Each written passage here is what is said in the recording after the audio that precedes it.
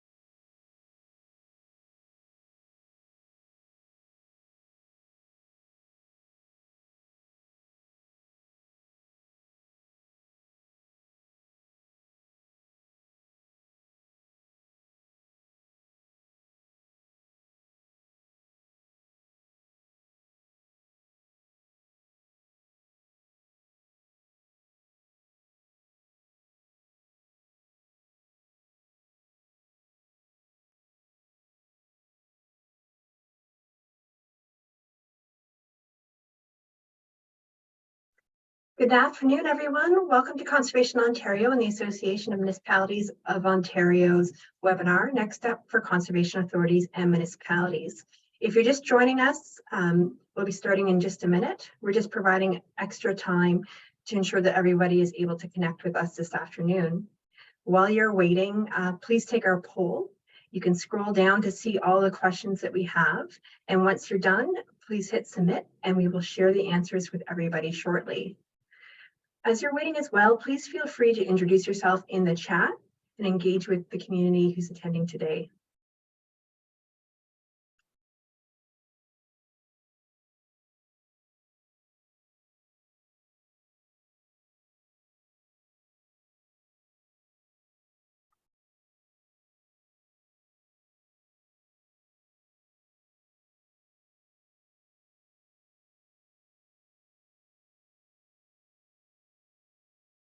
Okay, I will now hand it on to our General Manager at Conservation Ontario, Angela Coleman.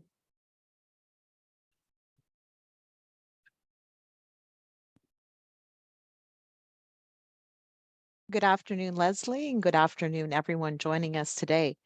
My name is Angela Coleman, and I'm the General Manager here at Conservation Ontario. I want to thank each of you for taking time from your busy schedules to join AMO and Conservation Ontario for this conversation today. Yesterday, I attended a session that was hosted by Aaron Burles and KPMG on the related topic of conservation authorities, natural heritage, and municipalities. Some next steps on where are we now. I think that the session was particularly well done and offered many good starting points for our discussion today. We've laid out a brief agenda, and we look forward very much to engaging with you throughout the conversation today.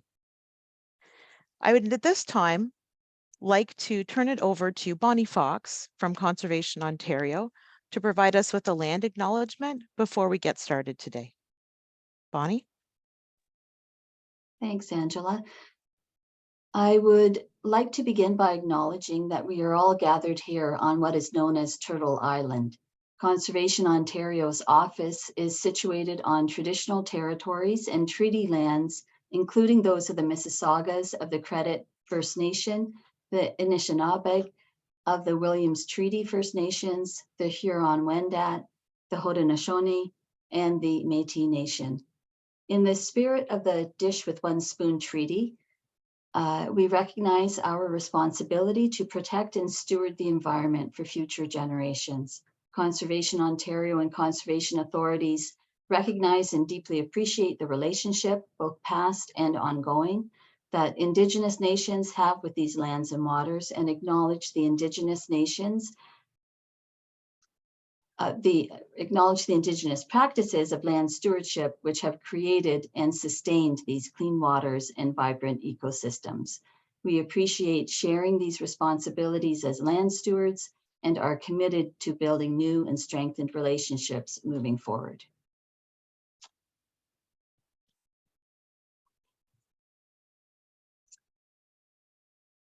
Welcome, everyone, and thank you, Angela and Bonnie, for these opening remarks. My name is Leslie Rich, and I am the Policy and Planning Specialist for Conservation Ontario. It is my pleasure today to welcome municipal staff and leadership and Conservation Authority staff and leadership, as well as other interested partners to this webinar. Today's webinar will include a short presentation from staff at AMO and Conservation Ontario. And following the presentation, the speakers will respond to questions posed by the participants through the Q&A box. A few housekeeping notes before we get started. First of all of our attendees are muted and you will not be able to speak or come on video. You will find a Q&A icon at the bottom of your screen, and at any time during the webinar, I encourage you to type your questions in the box and press enter to have it posted. You can also upvote a question you like by pressing the thumbs up button. We will be reviewing the questions and we'll have time to pose some of them to our speakers during the discussion. I will apologize in advance if we can't get to all of the questions today. Also, feel free to interact with those in the webinar through the chat box. Introduce yourself, let us know where you're joining us from. The webinar is being recorded so that others who were not able to attend will be able to listen in when they can. So before we introduce our presenters today, let's take a look at the results of our polls. Okay. So it actually looks like we have a pretty good distribution in terms of who is in attendance today. A lot of people are joining us from Southwestern Ontario, which is fantastic to hear, followed by the Greater Golden Horseshoe and then Eastern Ontario. And we have an interesting split. About 50% of the participants are from conservation authorities, 36 from municipalities, and then a variety of different industries, including government and consulting and other.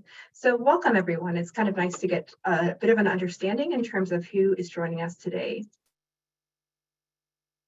So I also want to let you know, too, that we are going to try and make this webinar a bit more interactive. So please ready yourself, because there will be additional polls throughout this webinar as we go through a variety of different topics that we want to cover off today.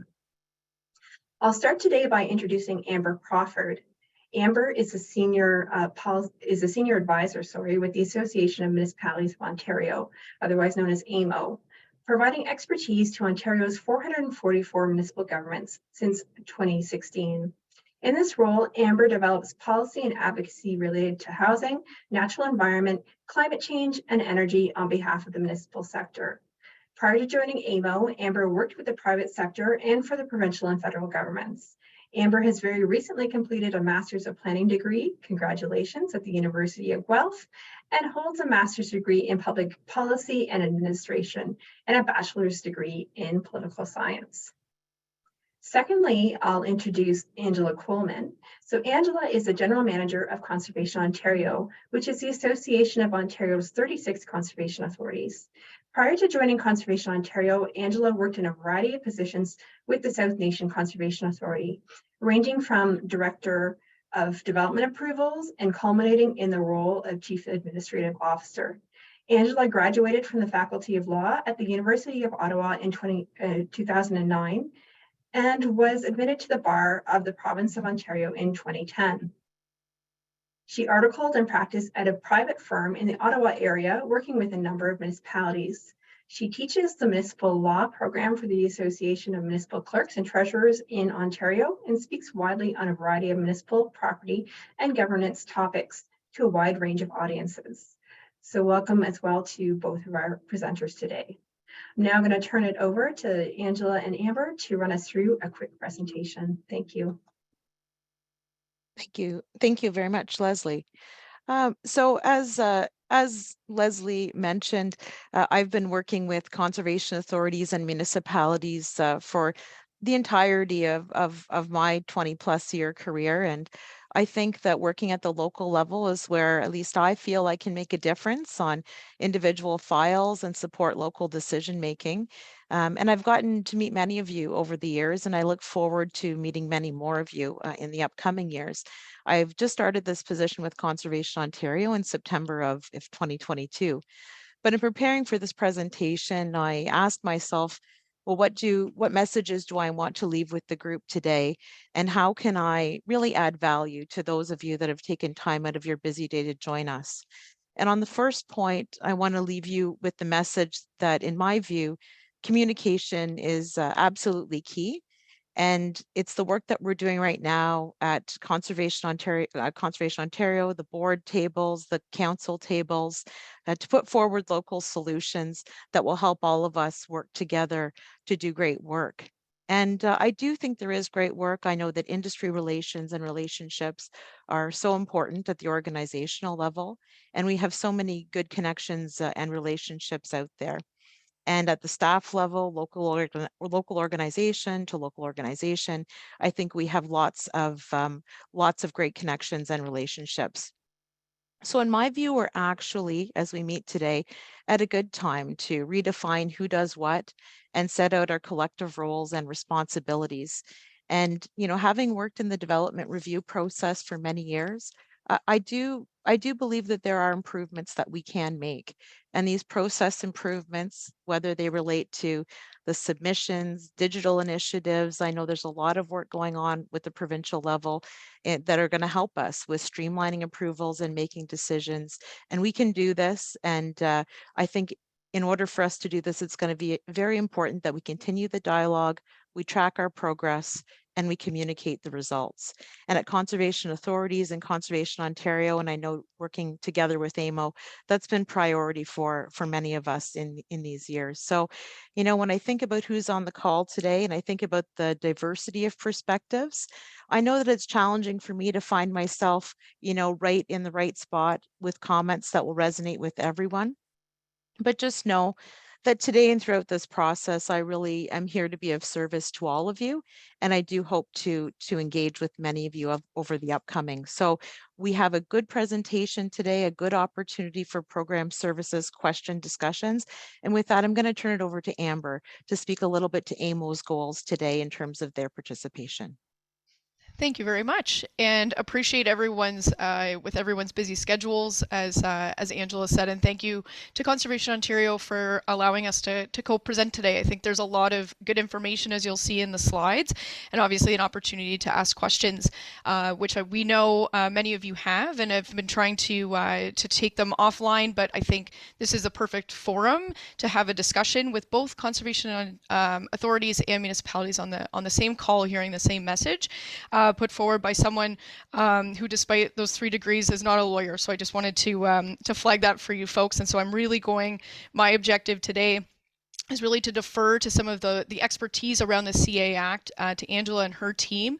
My point today really is to focus on getting the most that we know out to people, so that you're well informed, or as well informed as you can be, notwithstanding that there's a lot of gaps and missing information that we're hopeful that we can work with the province in an era of collaboration. As Angela said, I think now is a great time to have this conversation, and with all of the housing supply action plans up is a real opportunity. And that's personally what AMO sees this as, to turn the page on 2023 and look forward and work together on making sure this is successful, and that the province's goal of building 1.5 million homes by 2031 is met, and we share that goal. We also want to hear from you as to what you are most concerned about. And so the polling questions that were referred to a bit earlier, really looking forward to feedback. This is the first, there's a lot of folks on the call today, the first opportunity to hear some general key trends, notwithstanding the provincial planning statement that was just released in April 6th. So lots to talk about. And then finally, I want to feed this information back through our channels, not least of which is the provincial government, both from the Ministry of Municipal Affairs and Housing and the Ministry of Natural Resources and Forestry. So with that, I think we can bring it back to Angela to talk about the agenda, but thanks again for having me. Thank you, Amber. So if we do put the agenda up on the next slide, we can see that this afternoon, I just want to make sure that it's advancing and everyone can see it. This looks good on my screen. Today, we wanted to talk about 4 key items. We've identified that we know some municipalities have questions and concerns regarding the appointment of members, so appointment of council members and others to Conservation Authority Board of Directors. We are now also currently in what's being called the second phase of the Conservation Authority's transition plan with municipalities. So we're going to talk about the transition period. We're going to talk a bit about Bill 23 and what that is looking like locally, as well as what you can expect moving through 2023 and into 2024 with some high-level deliverables that we have.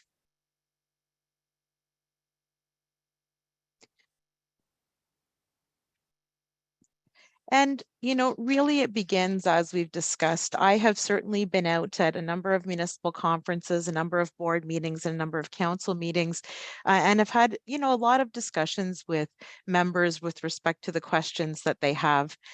And why I think it's important to do that is really to get a sense of, you know, where people feel that there can be challenges, where we feel we can define collective solutions, and how we can move forward. So the purpose of the slide today is really what I'm hoping you'll consider is as you receive requests from, you know, whether it's from conservation authorities, senior staff, et cetera, that the collective of us can make the time and space to bring forward the types of agreements we're going to talk to today and ensure that we have a productive space to make sure that we find out early on as well if we have issues or challenges, that we want to be able to discuss those early on. And I know in terms of my work working with the local conservation authority prior to coming to Conservation Ontario, you know, just how busy council agendas are and just how, you know, is it a particular agreement going, you know, to staff level discussion first, to committee of the whole, to full council, all of these procedural items. And that leaves aside none of the additional discussions, whether that's can we get the right insurance and the right indemnities and all of those other conversations that go with that. So purpose of this slide is just simply to keep the dialogue going and encourage the dialogue throughout this, and to make sure, as we remember, I've listed a lot of different stakeholders in this, and I think that as we said in the opening, and as we'll say throughout, communication on this piece is simply key, and we want to be responsive and make sure everyone's getting the information that they need to the extent we can provide it. Next slide, please. And I do believe currently that there is a possibility for a poll. So Nick, do you have a poll on this particular one? There's a poll that's coming up, and this is a question. So there's 2 questions here, and I would just ask you, if you're participating today, you know, do you have any exemption requests in from the members for your conservation authority? And if one has been made, have you received a decision? Have you received a positive decision? And we're looking forward to seeing the results of that.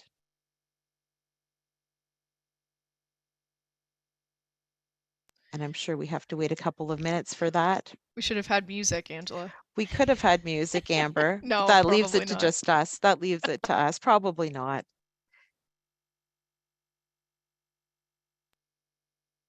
I'm just waiting a few minutes. I don't have the updates of the poll yet.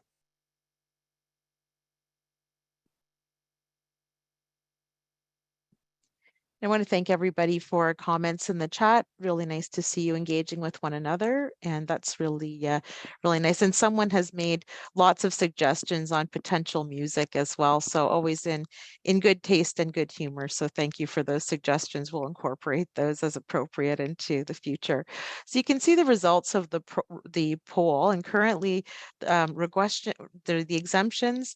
We have requests been made We have 17% having made requests, no, some 39%, and not applicable, some 44% of our participants today.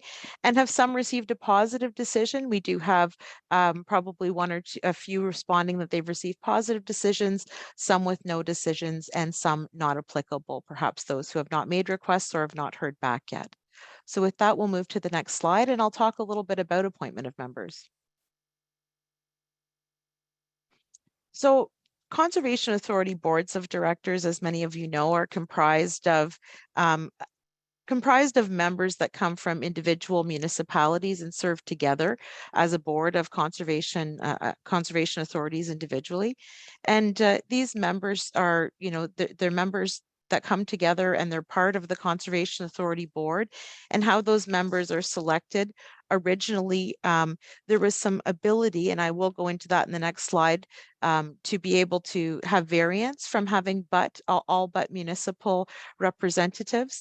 But in the amendments to the Conservation Authorities Act, there were some amendments in the name of governance and accountability that requested that board members be elected officials. Now, I know we have seen some correspondence, and I think the same is for you, Amber. We've seen some correspondence coming from municipalities and conservation authorities regarding the requests for appointment. But simply put, right now with the amendments that there are, there's a requirement that at least 70% of a municipality's appointees are required to be selected from municipal councillors, and that a municipality has the ability to apply to the minister. And in our case now, that would be the Minister of Natural Resources and Forestry for an exemption to have that percentage reduced. So simply to bring this to the attention, on the next slide here, we did have had clarification that before the last term of council and the new appointments were made, that the members that were sitting, and those would generally be members that were sitting as public appointments, that they had the ability to serve out the remainder of those terms. But as new members were appointed, we did have in guidance documents stating that those new requirements would be meeting with the MECP request and guidance from 2021. So I do think, again, post-municipal elections, councils were identifying new appointees and making exemption requests to the Minister of Natural Resources and Forestry. Now, we don't have today a summary of the status of those requests, but as it stands right now, not all of them have been approved. So I do think it's simply about making this something that we're aware of today, and having a collective view on this is not something that we're proposing to land on today. But just so you know, post the 2022 municipal elections that happened last fall, the 70% rule generally does apply. So if you have information that you wish to share with AMO or your local conservation authority, you may do so. But just as a general rule, that is what we're seeing in the letters that are coming back. Next slide, please. Amber, did you want to chat about that one at all? Okay. No, I'm okay. Thank you. And of course, we all have so many slides and information ahead of us here. So we're now moving into I think now we're moving into the second phase of the transition period, the discussion on the second phase of the transition period. So with that, before we get too far into it, I will do a little bit of backtracking. I know we have a number of new council members, perhaps, and others that may not be aware of all components of this. So I will do a bit of an overview before I go into the second phase of transition period discussion. But before that, I will invite that we do another poll here that asks a couple questions of our members joining us today. And the question relates to signed agreements for category 2 or 3 programs and services. And do you think you're on track to be able to have those in place by the end of 2023?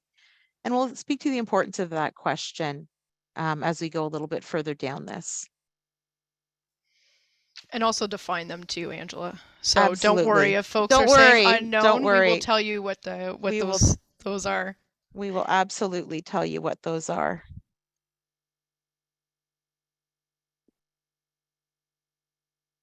And of course, it takes a little bit of time to get the poll results, so we'll do that. And we'll talk a little bit again about what is a transition period and what does this all mean. Oh, we've got yes with an exclamation mark up there. So we've got a lot of people feeling that signed agreements for category 2 and 3 programs can happen by the end of 2023.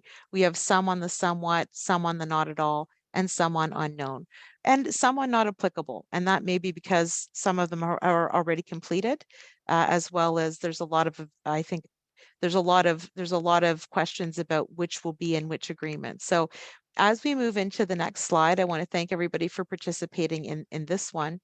And let me talk a little bit about what is a transition period and so forth. So at the first phase of amendments to the Conservation Authorities Act, those amendments, were largely taking place out of the COVID, the post-COVID bills, and a lot of what was implemented or asked to be implemented was that conservation authorities and municipalities would find ways forward to work together to ensure that everybody agreed on the types of programs and services that conservation authorities were offering, as well as how they would be paid for, how they would be listed, and how we would all better understand each other on the go forward piece. At that time, a working group was set up and it involved a number of members. It involved municipal staff, it involved conservation authority staff, it involved individuals from agriculture as well, and development sector. And what the changes to the legislation ended up providing for was that there would be changes, but there would be time and there would be milestones and there'd be certain things put into agreements where everybody could better understand where each other was lying. So with that, we came up with what were called transition plans as well as program inventories. Now, a transition plan would have been circulated to the municipality, as would an initial inventory whenever those documents were required to be created. Those should be with your municipal CAO, your municipal senior staff, and in some cases in the hands of council where they've seen them. Boards of directors also would have seen and approved these plans. And that's why, again, Amber and I wanted to have a few discussions with you today to make sure you knew of these plans, that you have an opportunity to see them. If you have questions on them, that everybody is here to help with this process. So the transition plan basically laid out a way for the Conservation Authority as well as the municipalities to work together.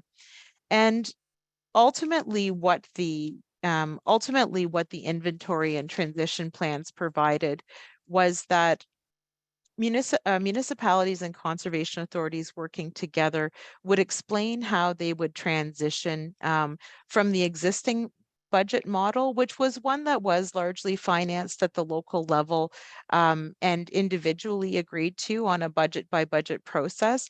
And at this particular time, conservation authorities' programs and services were divided into categories. So the categories of program and service ended up what is being called mandatory programs and services and other programs and services effectively. I will go into a little bit of detail, on a future slide about what a mandatory program and service is, but suffice it to say, a mandatory program and service at this time generally relates to, risks relating to natural hazards. And that's messaging we've heard loud and clear from the province, is that conservation authorities are to focus on these areas that conservation authorities were originally, created for, and a good way for us to ensure that we were protecting people and properties, to assure that we were focused on the risks of natural hazards.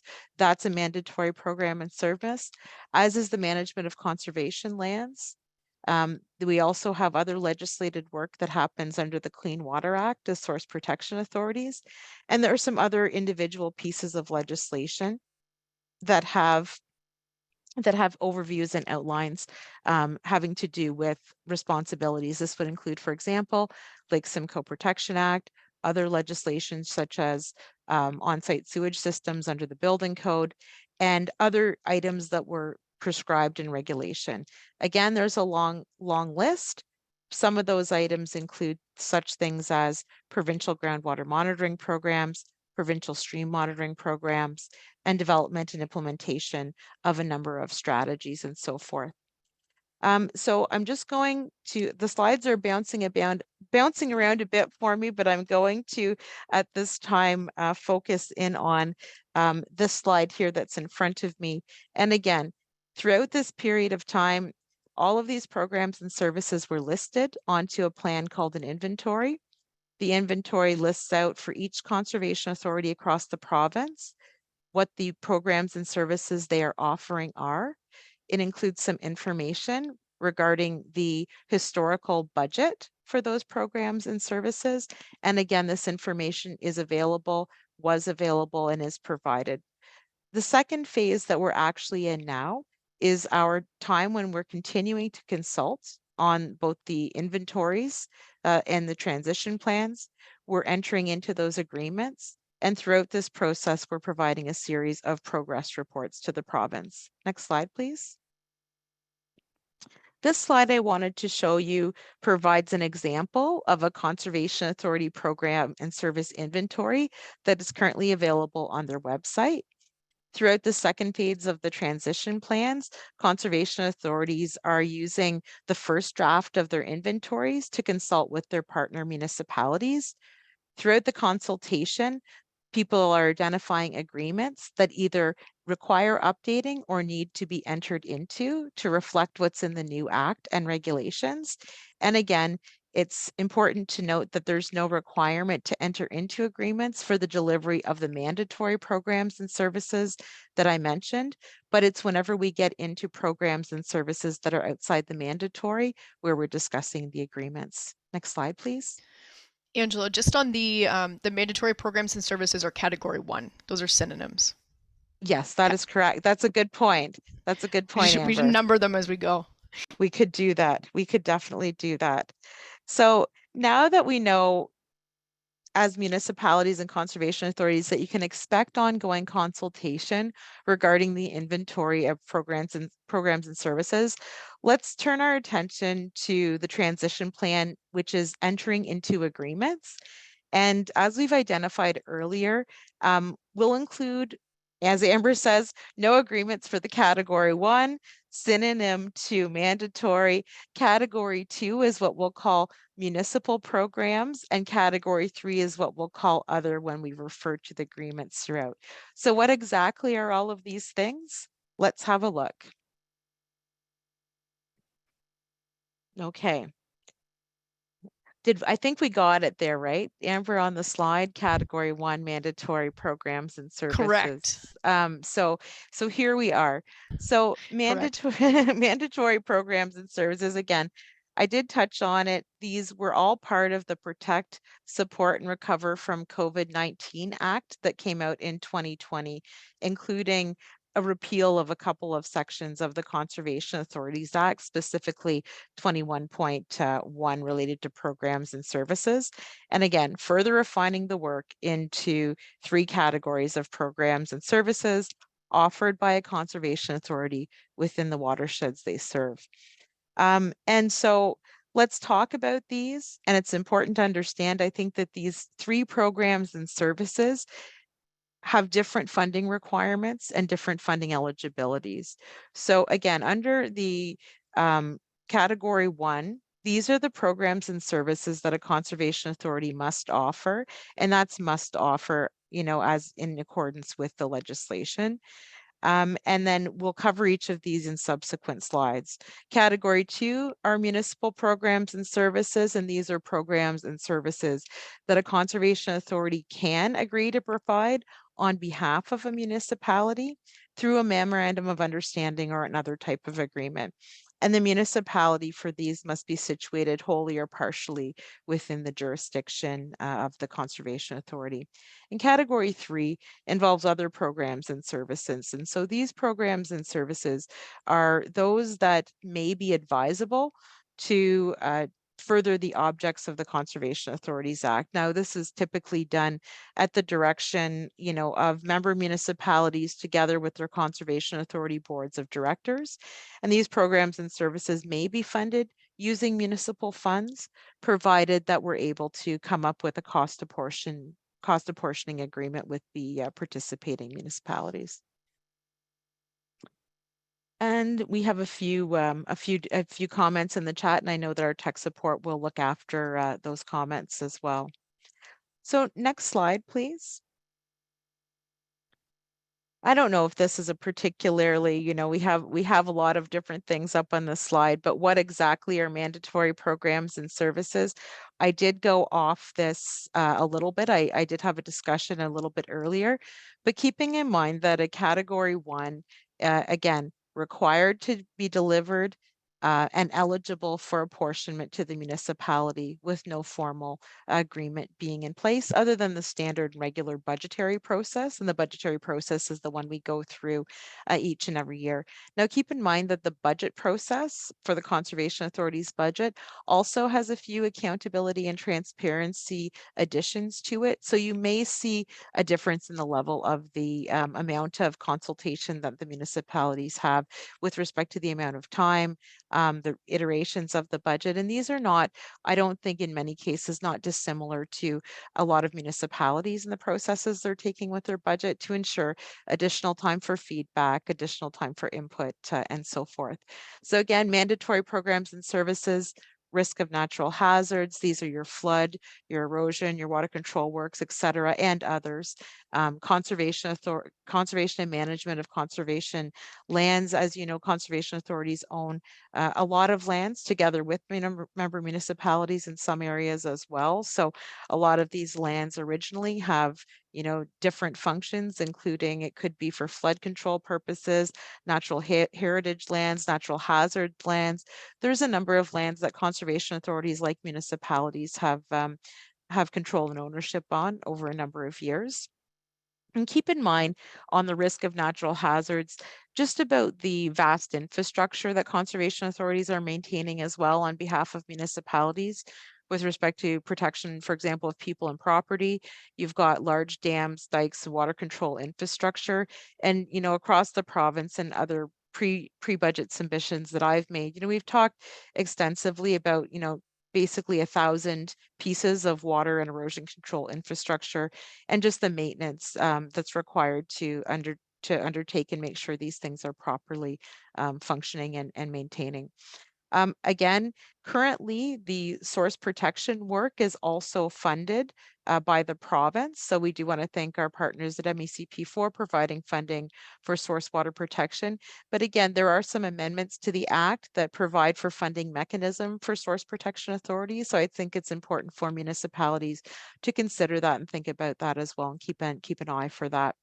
Lake Simcoe Protection Act, definitely it does provide for the Lake Simcoe Region Conservation Authority some additional and different responsibilities. And so I think that many of the member municipalities, and certainly the meetings I've attended, those have been well understood and discussed. And certain municipalities and conservation authorities agree, for example, under the Ontario Building Code, and this is under the Act where I'm at currently now, to have the Conservation Authority, for example, deliver the sewage septic systems and other programs as such. And these are also other mandatory programs and services identified. And then you have basically down below a number of programs and services that are included within the regulation. It's a number of sampling programs, a number of watershed type strategies, and a number of documents that identify high-level roles and responsibilities that are also required under the mandatory. Next slide, please. So in terms of the current content of agreements, well, the focus of Today's session is on the second phase of the transition period, and based on the regulations that came out by MECP as it was then in the fall of 2021. The regulations that were released in the spring of 2022, as well as the current regulations that were released in the beginning of 2023, will have an impact on how you design your agreements and what you put in your agreements. And I know that Amber is going to cover off some of that. I will help Amber cover off some of that. And there are some details about limitations, for example, on planning agreements and what can appropriately be covered off in those agreements as well. So we'll have details, as I mentioned, later in the presentation. And the mandatory programs and services, transition plans and agreements, as well as the budget and apportionment regulation, as well as the minister's fee classes policy, all provide guidance to conservation authorities and municipalities regarding the contents of these agreements that we come up with. So in summary, I just wanted to let you know again that while conservation authorities are required to enter into an MOU or an agreement with municipalities, where CA agrees to provide a municipal program and service and enter into a cost apportionment agreement, it is all about making sure that we are agreeing to apportion and finance those costs to the participating municipalities. So there's lots in here. And again, future slides will provide additional context as we keep going. Next slide, please. Okay, so the piece on entering into agreements, the only thing I, really wanted to touch on that I don't feel I've covered to this point as well as I wanted to before entering into the section on progress reports is the purpose of a memorandum of understanding. And again, this will come back in our later slides, but I think some of these things it's helpful to hear a couple of times so that they resonate, and hopefully by the end we have a sense of what's needed. So the purpose of developing a memorandum of understanding with the partner municipalities, it's all about making sure that we do adhere to the amendments made to the Conservation Authorities Act to improve those elements of consistency, accountability, and transparency around the work of conservation authorities, specifically as funded by the municipalities. Now, it does allow, and I do think these are positives, right? As I mentioned at the beginning of this, there are some things here that allow us to sort of reestablish and the expectations, the timeline, the communication. So it allows an ongoing budget process with our participating municipalities, and it allows that to continue. And we think that that's important. It's also good governance in business for the conservation authorities and the partner municipalities to clearly outline roles and responsibilities and, frankly, to canvass all of the potential services that the conservation authority may be able to provide or deliver for the member municipality. It also streamlines agreements for development approvals process when we're partnering on fee-for-service projects or programs, and it allows us to support the partner municipalities in terms of making sure that we're aligning with their strategic priorities as well. So I do think that we can facilitate improved work planning between conservation authorities and municipal staff throughout this process if we work together on this and have this good dialogue as we can start today.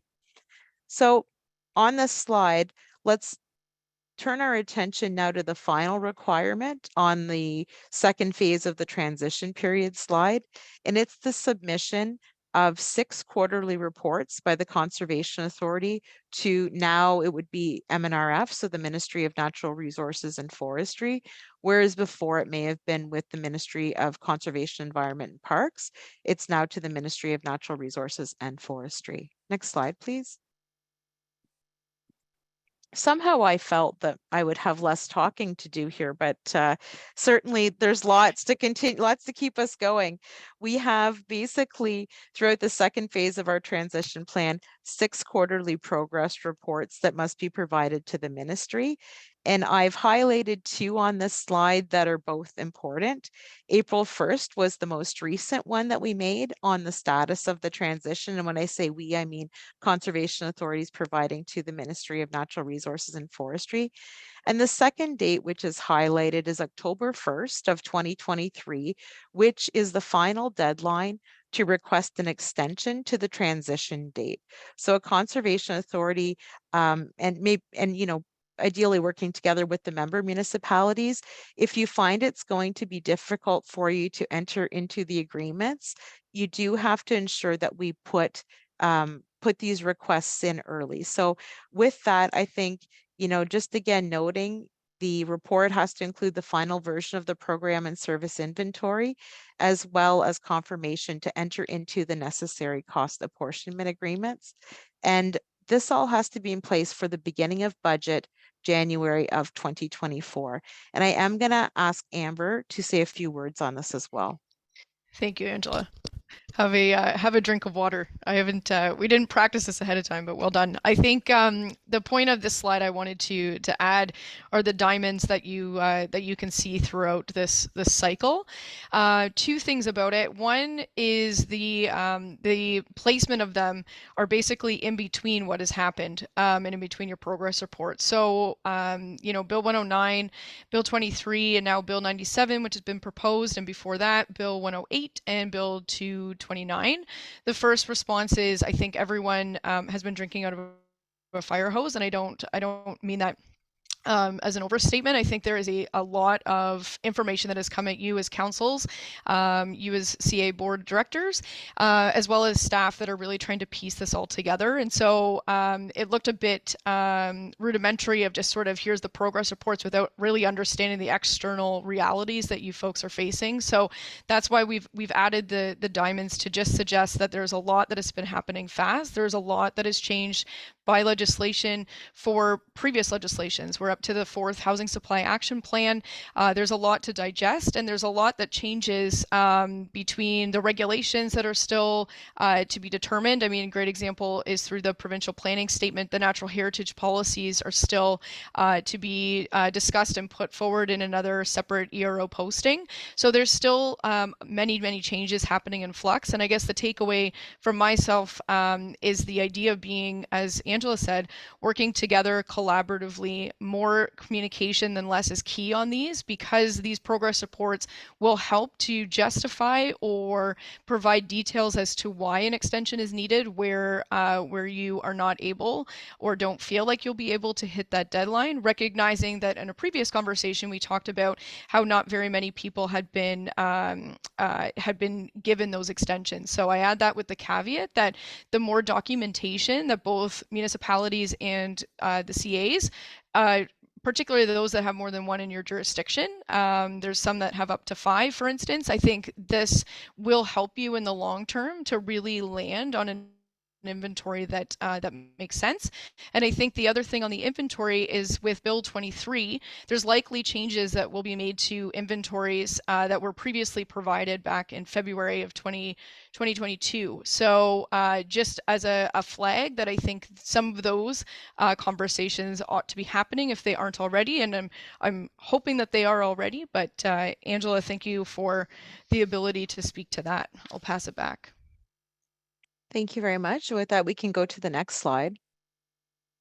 And what's required on the progress reports? Well, you can see here, we want to make sure that we have comments or feedback, summaries of changes as they're made, making sure that we have the amended inventories if there's changes to those, and progressed on those cost apportionment agreements. So again, this information, is quite readily available either from your local conservation authority, but today, Amber and I just really want to make you aware of the fact that it is available, and to try and answer any questions as we can, certainly. So with that, I think there's a lot on here, and there's a lot to keep apprised of. And just keep in mind that the ministry, there's updates to the Category 2 and Category 3 agreements, and Amber's again been talking about those and what's appropriate to be covered off. So next slide, please.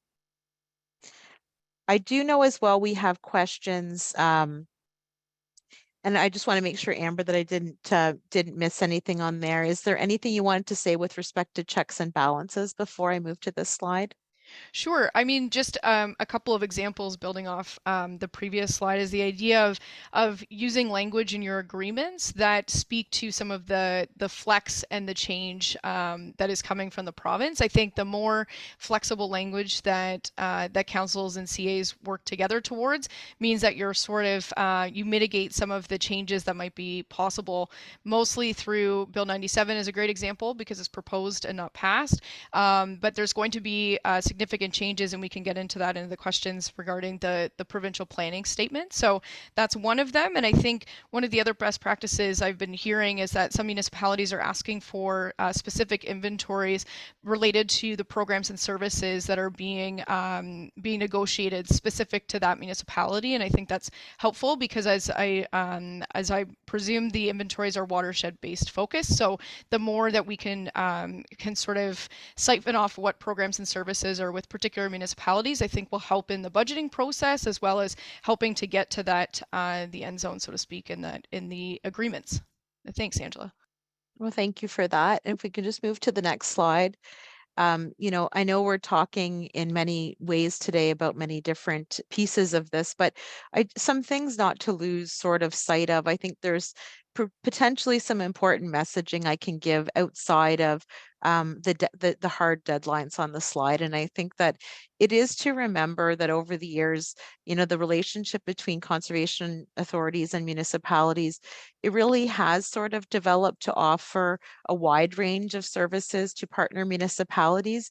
And there is a lot of ability to provide support for municipalities, especially in areas where they may or may not have expertise carried out in-house.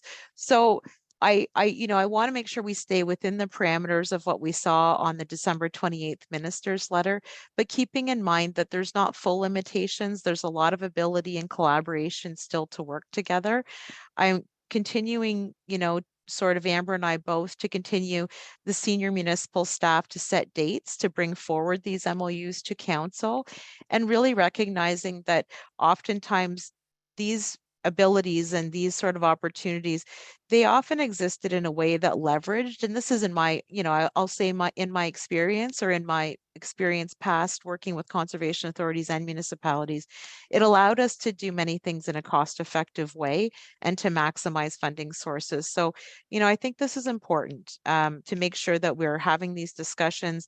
We're trying to be consistent as well. One point I wanted to make is that where you have multiple conservation authorities within the area you're working, that you make sure to continue to engage them together. We know, and we've had discussions with them, we know that they are working, they want to bring forward proposals together. So again, making sure that we do that. And I think there's a lot of benefits in working together. And there's also a lot of areas where existing agreements can be continued as is. So there's areas where we're going to have to refresh or update agreements, but there also may be a number of agreements that are appropriate as is. And it's through your program and service inventory where you're going to see a lot of those. And then again, keep in mind as we shift to Bill 23 discussions, the Bill 23 does not really impact the MOU process for most of the MOUs, other than what's permitted with respect to some of the concerns that we may have around the municipal role and the lack of conservation authority role in some of the pieces having to deal with natural heritage. So with that, I just wanted to make that point. But again, lots of work to get done in 2023 so that it's all ready for January 1st of 2024. Next slide, please. Sorry, I should ask, Amber, did you want to say anything on that? Perfect. Nick, do you have a poll for us on Bill 23 implementation? How far along is your municipality in finding alternatives for natural heritage services as a result of Bill 23 changes? And for any of these questions, if you're not comfortable answering, no pressure to answer either. It's simply for your participation should you wish. Yeah, and it's a good gut check too. I think while we're waiting, what I'd suggest is one of the municipalities I've been speaking with has sort of estimated, and this is sort of on average, that the costs associated with hiring folks in-house has been double to 3 times the cost is sort of on average what I've heard in terms of bringing those services. So as we go through this next section that Angela will take you through, I think it's important to just keep this in mind. Given how other implications financially in particular, Bill 23 has hit municipalities, and we'll speak to that a bit further on. Yeah, and I think that, sort of throughout this process, there's a lot of discussion that will take place about these things. So not everyone has been able to put a firm sort of number on this. So I do think some of these things do take a while to unfold, and it takes a while for us to understand the full implications of them. But again, I think, purpose of today, purpose of ongoing discussion is that we do believe that as we put forward as we put forward the challenges we're facing, whether it's from municipalities or conservation authorities, as those working on the ground at the local level, we do still hope, that there's a good ability to have dialogue on these pieces on the go forward. So lots in here and lots starting to consider. Some have put out contracts, some have had some have had impact, some have had less impact. So with that, let's roll into the Bill 23 pieces. Bill 23. So in short order, Bill 23, More Homes Built Faster. This is the piece of legislation a lot of us have been responding to since October 25th of 2022. And of course, that was in short order after the municipal election. So I think that provides there wasn't maybe as much time for everyone to get up to speed on things before we had to start dealing with a number of changes. I was fortunate to get to make submissions to the standing committee on this through Conservation Ontario, as were a few member municipalities, as well as other conservation authorities. But the bill received royal assent in November 28th. And there was a number of things that were required to be implemented through regulation. And of course, on December 28th, we did receive the minister's letter in terms of regulation and what the changes actually were. Next slide.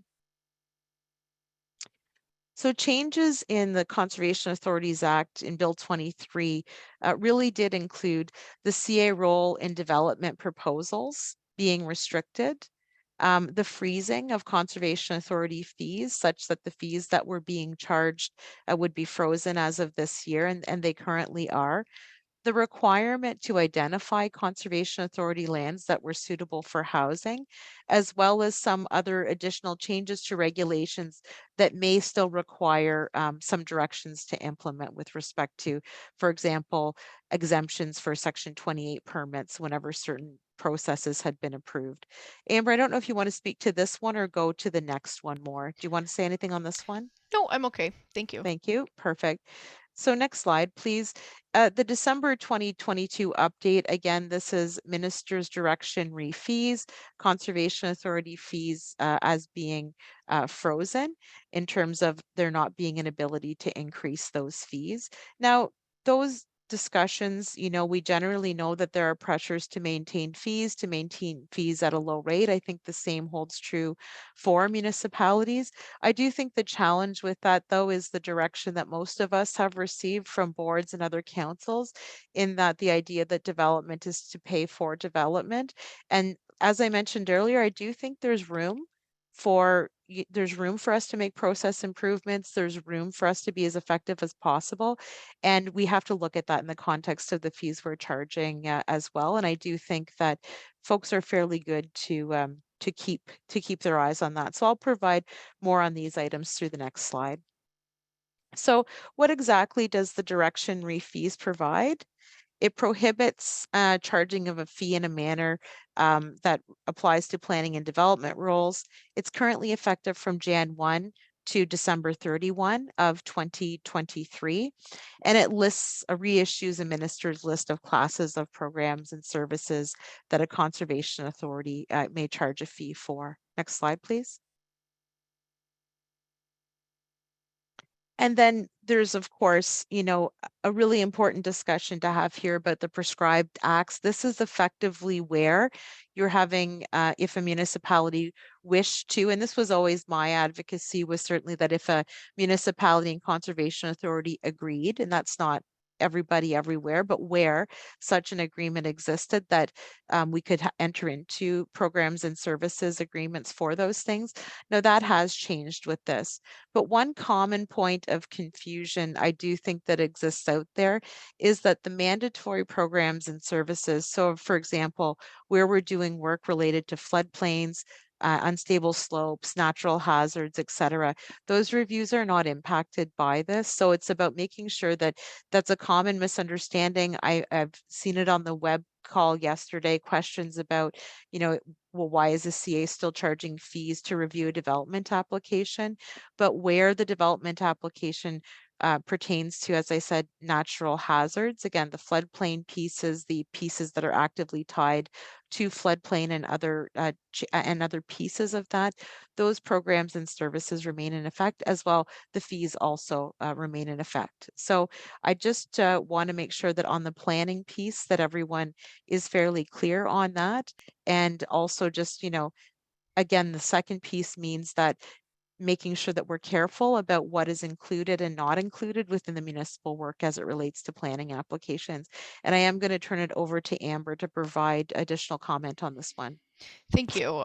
I think the first thing is that, as you'll see, there are 10 acts now that are prescribed, and so they're listed on the right-hand side of your screen. And so, from a municipality's perspective, I think folks should be thinking to themselves, these acts still need to be considered, and if so, by who? And so that's my first point. And then, Angela, it's actually kind of back to you at asking for clarification about what rules CAs still have, and just clarifying again that hazards related to even these acts are things, if I'm not mistaken. Could you just clarify that piece?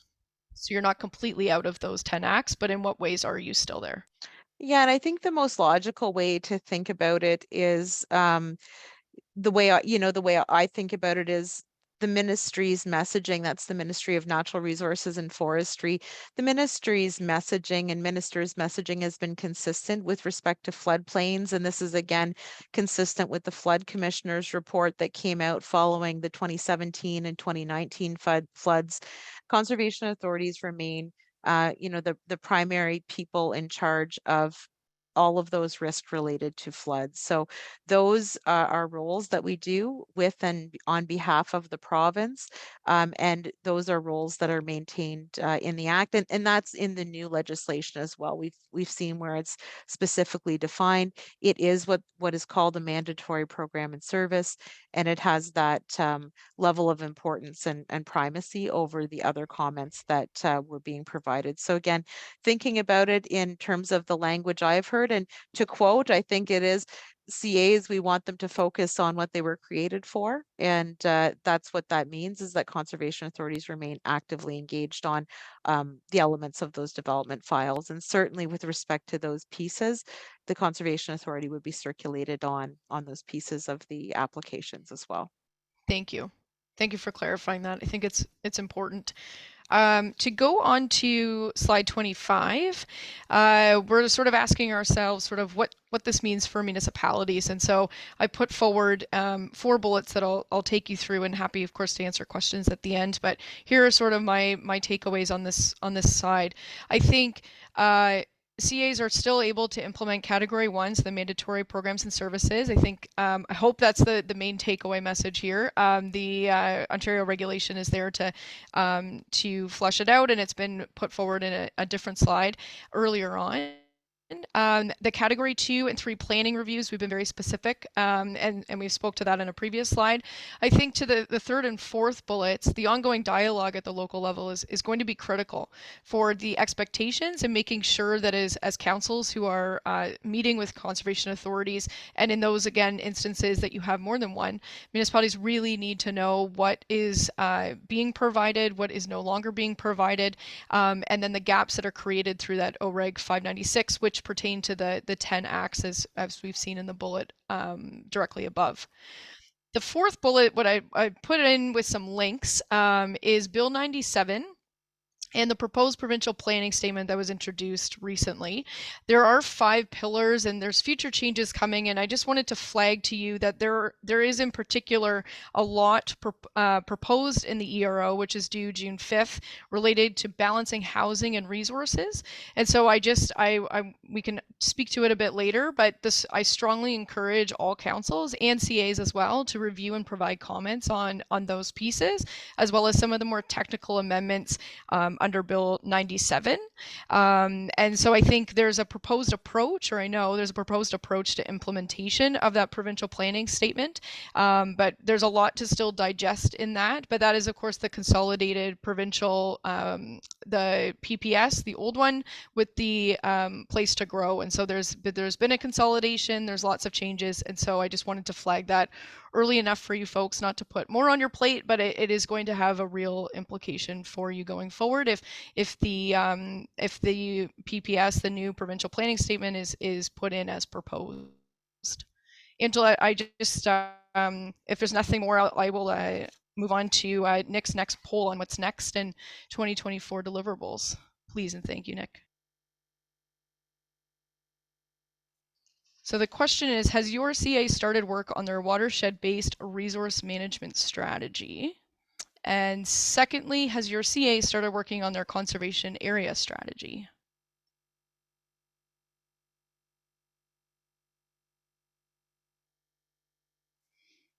I love those exclamation marks.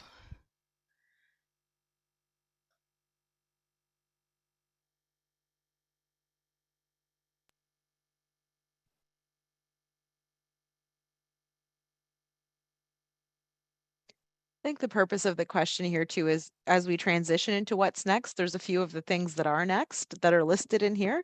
So it's about getting people aware. Oh, and we do have people keen and started on a number of these, and we do have some opportunities for communication because some of the area is unknown. So I think that that's good. I think that that's good. Great news. So everyone's getting started, and we'll just talk a little bit about those things and hopefully roll up on time if we can. Next slide, please. Okay, so what is next?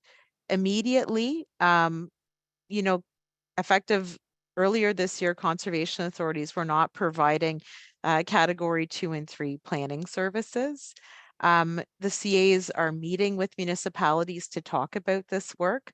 We'll continue to information share, and we hope that we'll continue to work with the circulation of applications regarding category 1 programs and services. So again, the floodplain work, the floodplain circulations, the unstable slopes, the hazardous lands, those things remain important in terms of being circulated.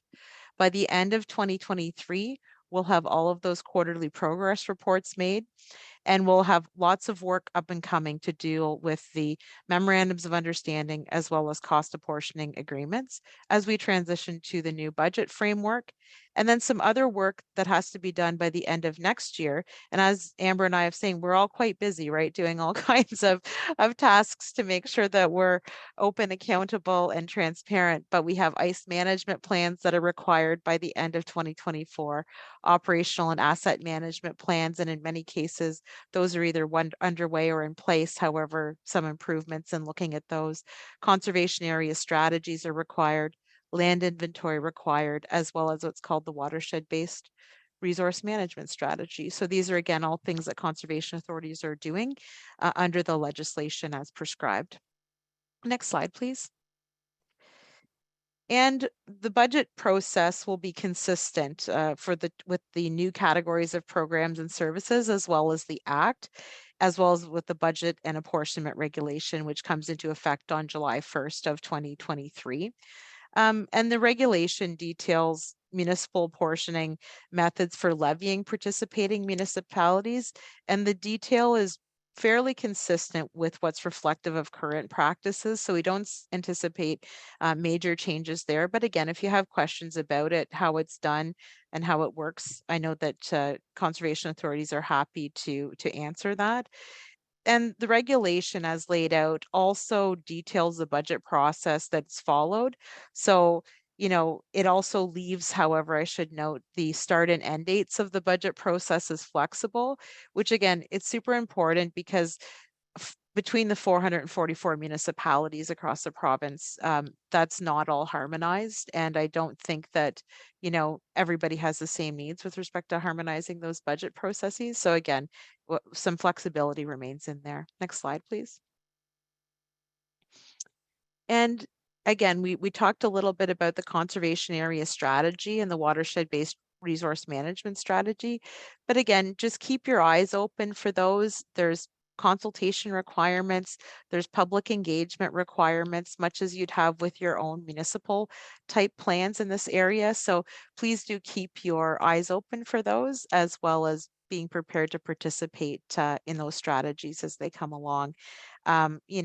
It really does have a lot of importance with respect to decision making on conservation authority lands, and identifies the programs and services that are provided on those lands. And I think it's just important. And these are publicly owned lands and assets, and I think we've got some processes built in there for periodic review and update, and not all of these things are bad things. These are some good opportunities for good dialogue. And again, mandatory for all conservation authorities. Next slide, please. So what is next? The next couple slides just determine some of the best practices that we've seen at AMO. I know that our board and the board of the Rural Ontario Municipal Association as well has been working really diligently to make sure that folks have the proper information, and that as well our task forces that have been newly reestablished at AMO are sort of tackling some of these issues. So it's certainly not just me, although I am the messenger today on behalf of the association. But some of the ones we talk about: adding flexibility and checks and balances, looking closely at the inventory, consulting early and often as much as possible. Much more conversation, I think, is required, particularly because people are still trying to grapple with, as we say, Bill 23 and the legislation that we spoke about beforehand. There's a lot still to be gleaned from some of those things and how that will actually in turn impact, and as of course the proposed Planning Act changes that just came out. In terms of data, I think it's really important to ensure that all programs and services are spoken about, are understood by councils. I think there's a lot of due diligence that councils need to do. Again, not to add to your busy lives, but this is really important. This is really the intent to reshape a relationship with conservation authorities in ways that will help to streamline, which is of course the province's goal, while still making sure that it makes good planning sense. And so moving on to the next slide, some of the other things that we had sort of talked about is just making sure that there's a close eye on timelines. I'm obviously here that can answer your questions as we get closer to it. As we say about the October 1st, 2023 as a deadline for extensions, and January 1st, 2024 as having the full transition complete. There's a lot happening this year, and so we're certainly here to help. I know Angela is too from the CA side, and Angela and I work very closely together along with all of the Conservation Ontario team to make sure that everyone's got the information that they need. The final bullet on this is the fact that we really do, and I'm hoping that staff have been charged with speaking with the CAs already. If it's not, I'm really hoping that it's going to be communicated back to council, and that agreement has been received to enter into some of these agreements, given the timelines that are coming up, and of course making sure that you're tracking how negotiations are going. No problem. We can move on to the next slide. What are the next steps from AMO generally in relation to CAs? I think first and foremost is listening to you, and thank you for the folks that have already put in the chat and the Q's and A's. I think they're wonderful and very, very informed. I think the important thing for myself is to make sure that MMAH, the Ministry of Municipal Affairs and Housing, and MNRF, the Ministry of Natural Resources and Forestry, hear these questions that you folks are having.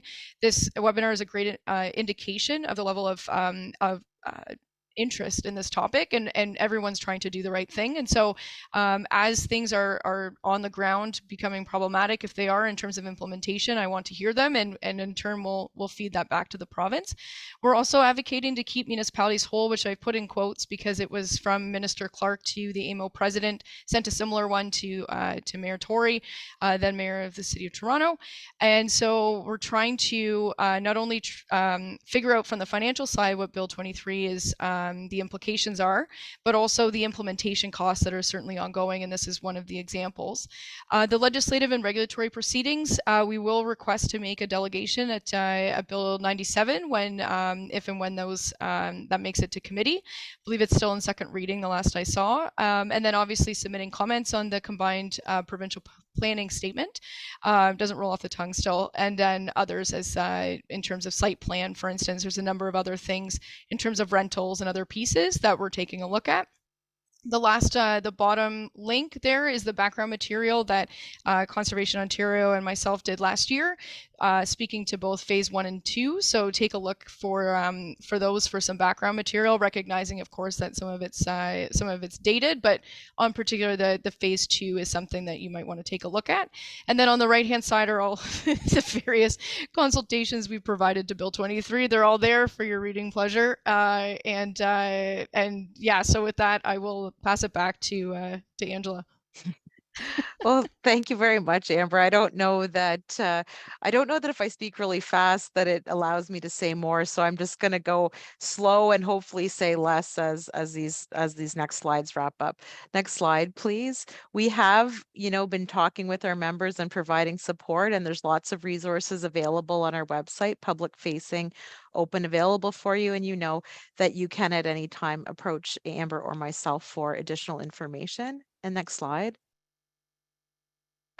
We really, on the summary of what we were talking about today, on the appointment of your members, feel free to keep it surprised of it, but do try your best to make sure that we have appropriate members serving in appropriate roles so that we can follow those good governance instructions that we've been given. On the second phase of the transition period, really important that we continue to look at those inventories, cost apportionment agreements, and continue to have regular discussions. On the Bill 23 implementation, again, having additional discussion on file transition for category 2 and 3 services. We weren't given a lot of time to really make sure that that could roll out smoothly. So in terms of that piece, again, the processes that are currently in place I think generally in a lot of areas have to do with a bit of a transition period where the CA has received the file in advance of the January 1 deadline. We're all kind of working together. And again, that's on a consent basis. So that's where the parties agree to make sure that that rolls as smoothly as possible from the Conservation Authority over to the municipality. And that's not these are not things that can easily turn on a dime, right? There's a lot of, again, from the development review side, there's a lot of old conditions, there's a lot of pieces in there, there's a lot of moving parts. So again, dialogue is super important. On the 2024 deliverables, we just have to make sure that the budgets are in place and that everybody has the apportionment information and regulations, and that we continue on the deliverables as required. And again, just keeping in mind that there's a lot of value that the relationship has brought to many of our areas for over 75 years. There's a lot of good work that can happen and can still happen within a category 2 agreement or a category 3 agreement. I'm talking about all kinds of things having to do with monitoring, reporting, forest management, stewardship, all of these important things in the face of all of the environmental challenges that we have before us today, and that our residents and citizens call on us to make sure we deliver in a responsible way. Next slide, please. With that, I think we are on to the question period, and I don't think I'm in charge of all of that, but maybe I am. So I see Leslie's popped back up, so I'm going to turn it over to her optimistically. Well, you certainly are not off the hot seat yet, Angela, but I want to thank you as well as Amber for the presentation today. I know there was quite a lot of ground to cover, but I think it was really helpful in terms of informing both CAs and municipalities about where we're at in terms of all the changes that have happened and that continued dialogue around our relationship. So I hope that other people have also found it very helpful. And I see in the chat that a number of people have already said, a big thank you. So throughout the presentation, I've been going ahead and answering the questions that are fairly specific. The number one question has been, can we receive a recording of this presentation? Obviously, people are seeing value in it, and that's fantastic. So the answer is yes. Everybody who is registered will receive a copy of the recording. So I am, in the interest of time, going to jump sort of directly into the questions from the audience today. And we've also invited Bonnie Fox, our Director of Policy and Planning, to help out with answering some of the questions. So hopefully maybe Angela can get a little bit off the hot seat for a while. And people have been using the Q&A box, which is fantastic. And they've also been upvoting, which is also really important. And so we're going to jump right into the questions, as I said, just because there has been so many. And if you don't see your question in the Q&A anymore, look into the answered section because I have been answering them as we go along as well. So the first one has received quite a lot of attention. And I'm actually going to, take the host prerogative and perhaps take the first stab of answering it and then opening it up to the rest of you as well. So the first question is, are wetlands considered natural hazards for the purpose of Category 1 services and for commenting on Planning Act applications? And that's generated a lot of buzz. So I wanted to sort of, answer it briefly and then obviously open it up for more discussion. So the short answer is yes. So from a Category 1 perspective, under the Section 28 regulation, conservation authorities do regulate wetlands and the other areas around wetlands. Also from a planning perspective, in spite of the changes around the prescribed acts regulation, wetlands may still be included as hazardous sites due to their unstable soils or hazardous lands due to their potential to be influential in flooding as well. So just want to see if anyone else on this team would like to add some comments on this. I think it's a big question, Leslie, and I think there's lots of back and forth, and we can't today, Amber and I, as we laid out the groundwork for having the discussion, we can't speak, of course, on behalf of the ministry or the ministers. So we're really here just to field it as we know it. The other point, in addition to what you said up there, I think, from the perspective of municipal planning, it's about remembering too that wetlands can be part of flood storage, so they may be mapped as part of an engineering process or other as well. So I think, again, we don't want to speak on behalf of the ministry and what may or may not be in future ministers' directives, regulations, and so forth, but I do think floodplains together with wetlands play an important role in storage in terms of mitigating flood impacts in watersheds. Excellent. So the actual next two questions are, I think, a similar theme. And I think I'm going to just go ahead and loop them together. So one is directed more towards municipalities, and then the other one is directed more towards conservation authorities. So the first one is about, what funding considerations is the province considering to offset the downloaded responsibilities to municipalities? And then the other question that is similar is with the frozen fees, referencing conservation authorities, is the province providing backfill funding to support inflationary pressures, service improvements, etc., or are CAs expected to fund the freeze within? So I can start on the financial piece, and I think one of the things that, to Angela's point about not speculating or conjecture, I will point to the source of the letter that I referred to, and in it, Minister Clark had said, it says, quote, "That is why our decision to rein in unsustainable and out of control municipal fees on new home buyers is the right thing to do, and that is why our position on Bill 23 will not waver. At the same time," it continues, "it is critical that municipalities are able to fund and contract road, water, sewer, and other housing enabling infrastructure and services that our growing communities need. There should be no funding shortfall for housing enabling infrastructure as a result of Bill 23, provided municipalities achieve and exceed their housing pledge level and growth targets." And then it goes on to the third party audit and pieces like that. But it does say, quote, "As we undertake this work together, we are committed to ensuring municipalities are kept whole for any impact to their ability to fund housing enabling infrastructure because of Bill 23. And so that's sort of where that AMO's certainly focused is figuring out, what does that mean? What does it look like? How can municipalities get that data to the province to show that in fact that is what's happening, in the sense that the downloaded, as the question had posed to us, is that there is going to be costs across the board, but what does that look like, and how can municipalities and conservation authorities together help paint that picture? And that's certainly something that AMO is focused on this year, given the continued changes that are coming down even this year. Angela or Bonnie, do you want to jump in? I think that's a good point, Amber, and it speaks to something I touched on earlier. I do think that we do have to, both conservation authorities and municipalities, we have to be sort of self-reflective and critical about our fees, our costs, our process improvements, and what's possible. And we have to document. I do think that that's going to be an ongoing theme of this, is like objectively making sure that we say, well, we've done X, Y, and Z. We feel that these are good for saving time, money, process, etc.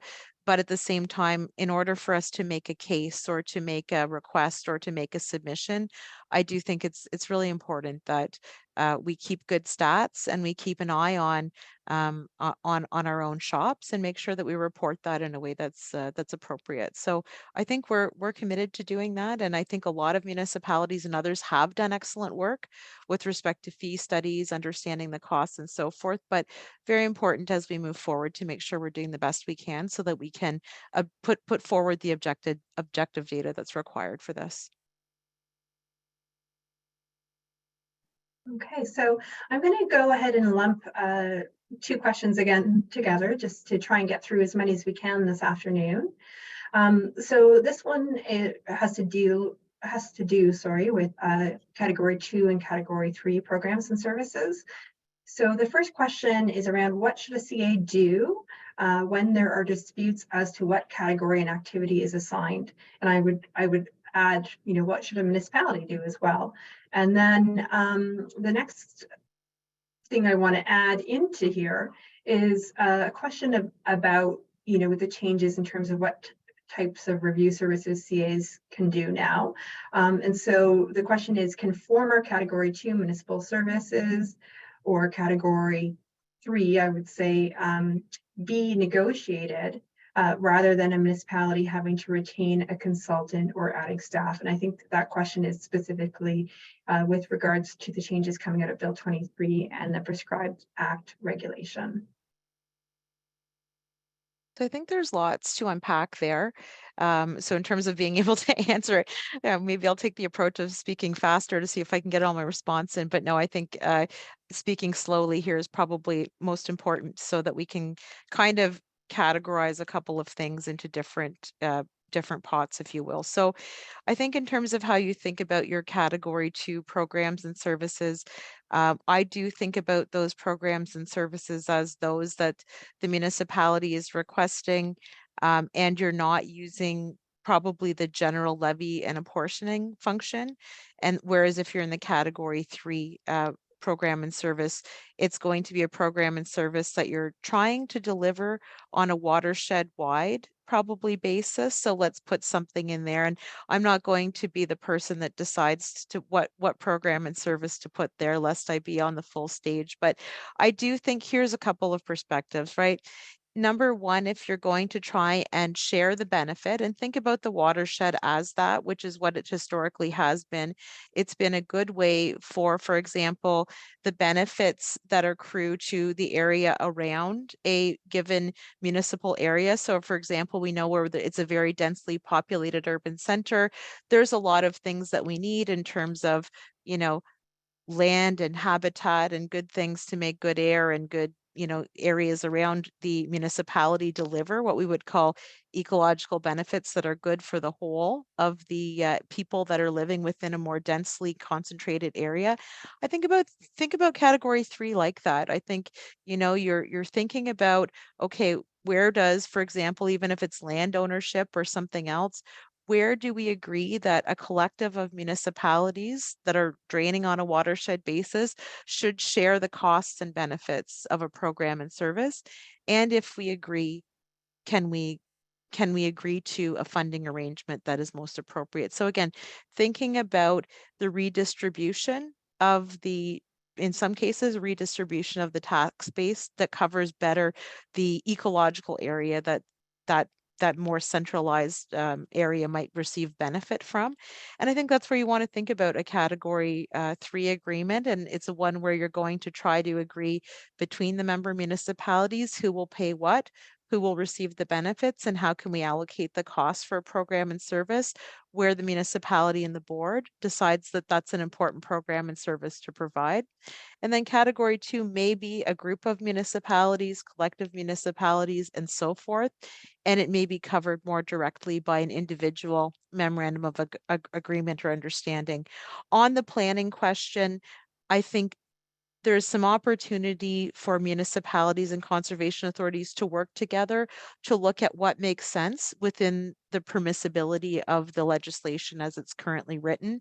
And that's going to be on some instances done at a municipal to a conservation authority level based on the appetite of the board, the council, the staff, the legal review, what people feel is appropriate. So I just want to give that kind of caveat that not everybody will do the same thing, and it's important to work within the parameters of what you have to come up with what's appropriate for your particular area.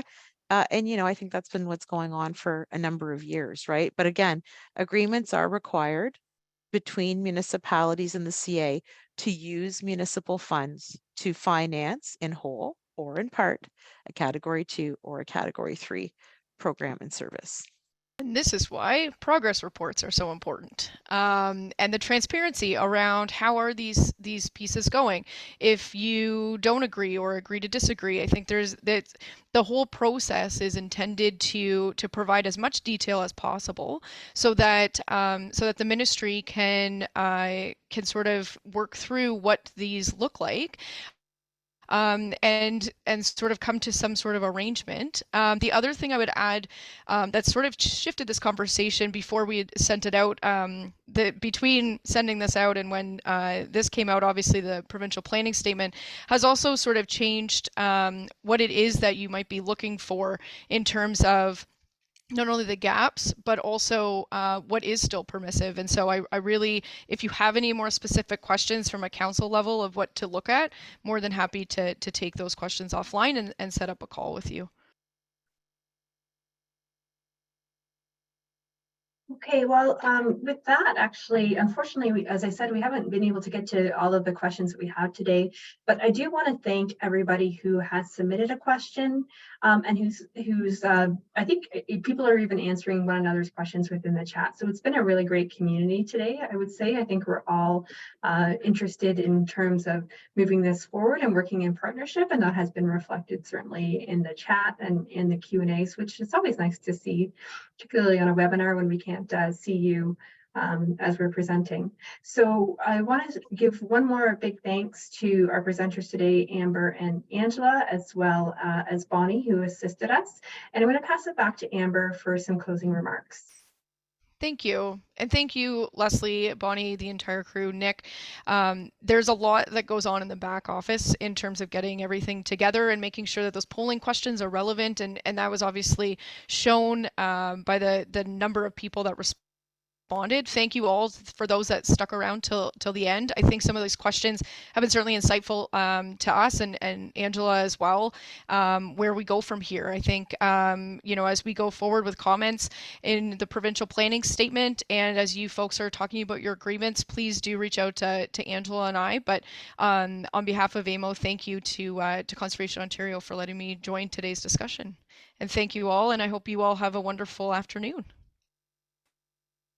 Yeah, and just before you go, if you don't mind just completing one last poll, we've benefited so greatly from your insight already.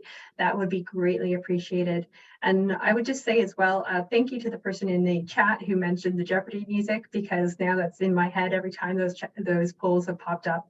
And it's been a great way to break up the presentation today. So thanks very much.